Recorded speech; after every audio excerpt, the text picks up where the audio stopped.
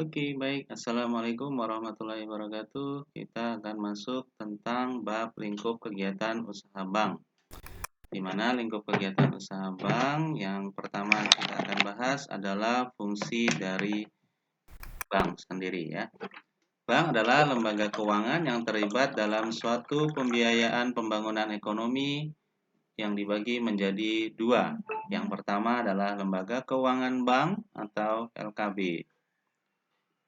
Contohnya adalah bank itu sendiri. Yang kedua adalah lembaga keuangan non-bank atau biasa disingkat dengan LKBB, yaitu contohnya adalah perusahaan sekuritas, perusahaan asuransi, yayasan dana pensiun, dan lain-lain sebagainya. Bank menurut Undang-Undang Perbankan dibedakan menjadi dua jenis, yaitu ada yang bank umum dan ada yang namanya adalah bank PR atau bank perkreditan rakyat. Bank adalah lembaga keuangan yang usaha pokoknya adalah menghimpun dana dan menyalurkan kembali dana tersebut ke masyarakat dalam bentuk kredit serta memberikan jasa-jasa dalam lalu lintas pembayaran dan peredaran uang. Ya, jadi ini perlu diingat, fungsi bank adalah lembaga keuangan yang usaha pokoknya adalah menghimpun dana. Yang kedua adalah menyalurkan dana tersebut ke masyarakat dalam bentuk kredit. Dan yang terakhir adalah memberikan jasa-jasa dalam lalu lintas pembayaran dan peredaran uang. Ya, jadi tiga ini akan menjadi tiga fungsi utama bank. Ya, ini wajib teman-teman ingat ya, tiga fungsi utama bank adalah hal-hal di bawah ini.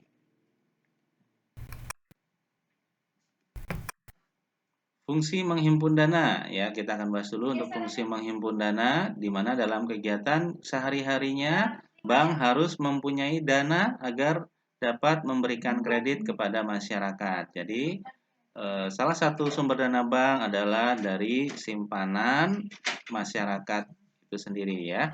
Dana tersebut dapat diperoleh dari pemilik bank, yaitu adalah pemegang saham, bisa berupa setoran modal ketika mendirikan bank tersebut. Yang kedua adalah dari pemerintah. Nah, biasanya bank-bank juga akan mendapat dana dari pemerintah untuk disalurkan kembali ke masyarakat ya dalam bentuk kredit atau pinjaman. Yang ketiga adalah dari Bank Indonesia, yaitu berupa dana Bank Indonesia untuk juga disalurkan dalam bentuk kredit. Yang keempat adalah pihak-pihak dari luar negeri, misalnya pinjaman bank dari luar negeri maupun sebagai perantara. Yang kelima adalah dana dari masyarakat di dalam negeri, biasanya dalam bentuk simpanan ya, misalnya adalah tabungan. Nah, simpanan dari masyarakat tadi ya, yang kelima tadi, simpanan adalah yang ada di masyarakat, yang ada di bank itu biasanya ada yang namanya giro. Giro adalah simpanan pihak ketiga pada bank yang penarikannya dapat dilakukan setiap saat dengan menggunakan cek, surat perintah pembayaran lainnya, atau dengan cara pemindah bukuan. Dalam pelaksanaannya, tata usaha giro dilakukan melalui suatu rekening yang disebut dengan rekening koran. Ya, jadi kalau rekening koran adalah satu catatan atas transaksi yang dimiliki pada rekening giro. Jadi kalau rekening giro ini tidak punya buku tabungan, tapi catatannya dalam bentuk rekening koran. Jadi rekening koran itu seperti sebuah kertas, hanya selembar kertas atau dua lembar kertas atau lebih, yang isinya adalah transaksi-transaksi keuangan yang ada di giro. Kemudian ada deposito. Kalau deposito adalah simpanan pihak ketiga pada bank yang penarikannya dapat dilakukan dalam jangka waktu tertentu menurut perjanjian antara pihak ketiga dengan bank yang bersangkutan. Jadi tidak boleh ditarik setiap saat. Ketika ditarik sebelum batas waktu atau jatuh temponya, maka biasanya bank akan mengenakan sanksi atau denda. Jadi dengan adanya perjanjian jangka waktu tersebut, bank mempunyai kepastian kapan dana akan ditarik, sehingga bank dapat menggunakan dana deposito tersebut untuk keperluan pemberian kredit atau investasi jangka pendek lainnya yang akan menghasilkan uang atau pendapatan bagi bank itu sendiri.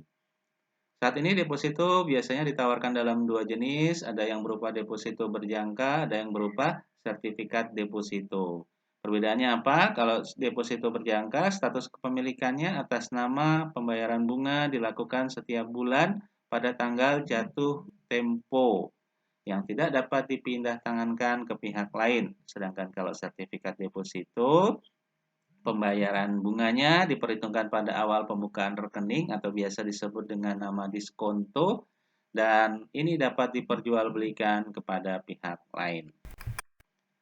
Yang berikutnya adalah tabungan. Tabungan adalah simpanan pihak ketiga pada bank yang penarikannya hanya dapat dilakukan menurut syarat-syarat tertentu yang ditetapkan oleh masing-masing bank. Syarat-syarat yang ditetapkan pada umumnya menyangkut frekuensi pengambilan dan jumlah maksimal yang akan diambil. Namun pada intinya tabungan itu dapat diambil setiap saat ya, baik melalui kantor bank ataupun melalui ATM.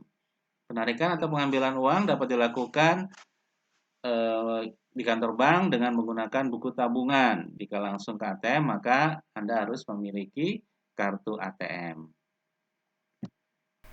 Yang berikutnya adalah dana titipan, dana masyarakat yang ada di bank dan belum tercakup dalam kelompok dana di atas itu biasanya dinamakan dengan titipan.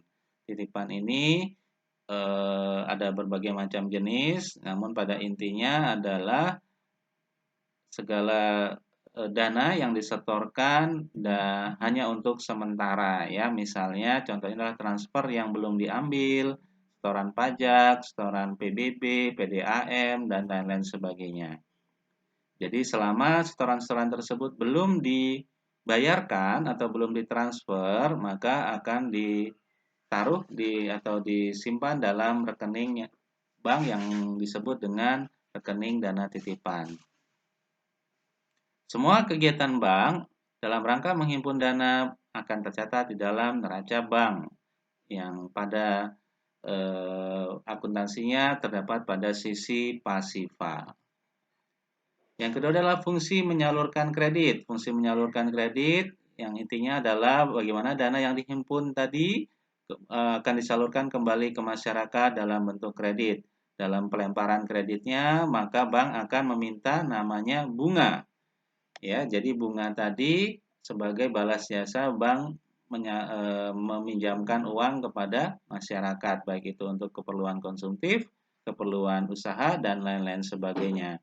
Nanti dari hasil bunga yang disalurkan dalam bentuk kredit tadi, maka bank akan menyalurkan kembali kepada masyarakat yang mempunyai simpanan tabungannya di bank tersebut, ya, dalam bentuk juga bunga tabungan.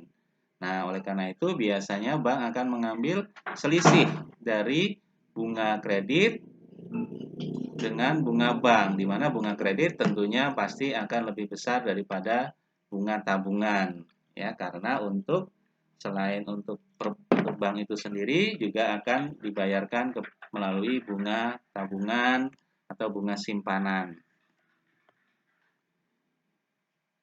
Untuk pemberian kredit biasa dikenal dengan nama 5C, yaitu seorang analis pemberi kredit biasanya akan mempelajari dulu karakter, kapital, capacity, condition, dan kolateral nasabah.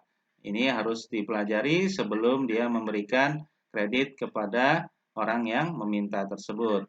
Hal ini agar menjaga pinjaman yang diberikan nantinya diprediksi harus dapat dikembalikan kepada bank yang memberikan pinjaman. Jangan sampai nasabah yang meminjam tidak mampu mengembalikan sehingga terjadi namanya kredit macet.